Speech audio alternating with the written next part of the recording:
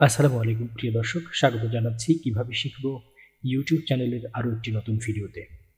প্রিয় দর্শক, আজকের ভিডিওতে আমরা গুগলের মজাদার কিছু বিষয় দেখব। আমরা যারা স্মার্টফোন ব্যবহার করি কিংবা কম্পিউটার ব্যবহার করি, আমরা গুগল কিন্তু সচরাচর সবাই টুকটাক ব্যবহার করে থাকি, কিন্তু এই গুগলেরই কিছু মজাদার বিষয় আছে যেটা আমাদের অজানা থাকে।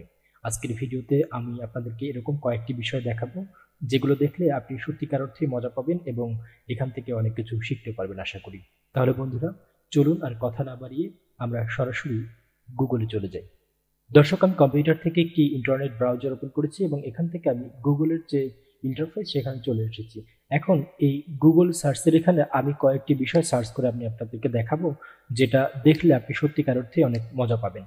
প্রথমে আমি আপনাদেরকে দেখাতে চাচ্ছি এমন একটি বিষয়, সেটা হচ্ছে যে আমাদের এই যে গুগলের ইন্টারফেস কম্পিউটারের মধ্যে, এই ইন্টারফেসটা আমরা একটা ওয়ার্ড লিখে সার্চ করলে কিছুটা ডান দিকে চলে আসবে। সেটা কিরকম?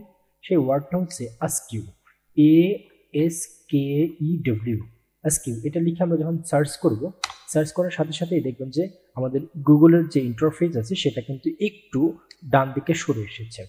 এটা আমি যদি আপনাদেরকে একটু ইন্ডিকেট করে দেখাই, তাহলে আপনারা দেখতে পাচ্ছেন যে এই দিকের এই যে জায়গাটা সেটা কিন্তু এখান থেকে একটু ডান দিকে সরে এসেছে। এখন এই গুগলেই যদি আমরা অন্য কোনো কিছু লিখে সার্চ করি, যেমন ধরেন আমি এই যে ইনস্টাগ্রাম লিখে সার্চ করলাম, দেখেন বন্ধুরা এটা কিন্তু আর সরে যায়নি। আমরা যখন প্রথমবার আজকিউ লিখে সার্চ করেছিলাম একটু ডান দিকে সরে গিয়েছিল। এরপরে আমরা আবার গুগলে আসি। এখন বন্ধুরা, আমি আপনাদেরকে এমন একটা মজার বিষয় দেখাবো, সেটা হচ্ছে যে আমরা গুগলে একটা সেন্টেন্স লিখে সার্চ করব। সার্চ করার সাথে সাথে আমাদের এই যে গুগলের ইন্টারফেসটা আছে সেটা কিন্তু অটোমেটিক রোটেশন হতে থাকবে।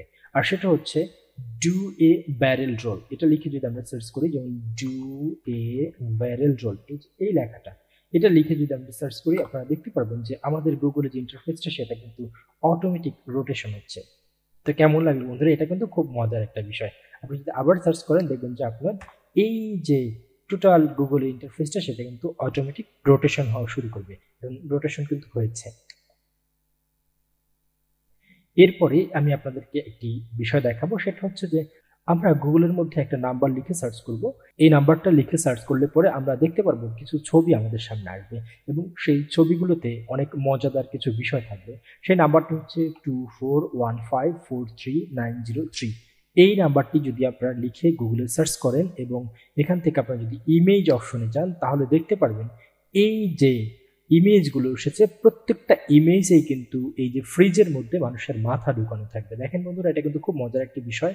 আপনি যখন এই নাম্বারটি লিখে সার্চ করবেন, নাম্বারটি লিখে সার্চ করলে পরে দেখবেন যে আমাদের যতগুলো ছবি আসবে প্রত্যেকটা ছবিতেই আপনারা দেখতে পারবেন যে মানুষের মাথা ফ্রিজের মধ্যে ঢোকানো থাকে।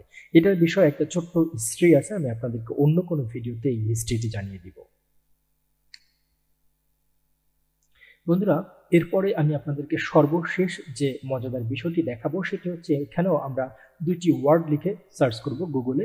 সেই ওয়ার্ডটি হচ্ছে জার্গ্রাস, ZERG, জার্গ, এরপরে RUSS, জার্গ্রাস। এটা লিখে যদি আমরা সার্চ করি, এরপর এই যে জার্গ্রাসের যে প্রথম অপশনটি আছে সেখানে যদি আমরা ক্লিক করি, তাহলে দেখতে পারবেন আমাদের গুগলের যে লোগোটা আছে সেটা কিন্তু উল্টো হয়ে গেছে এবং এইখানে যে লেখাগুলো আছে সেই লেখাগুলো আস্তে আস্তে করে সবগুলো ভ্যানিশ হয়ে যাবে, ভেঙে চুরে সাদা হয়ে যাবে।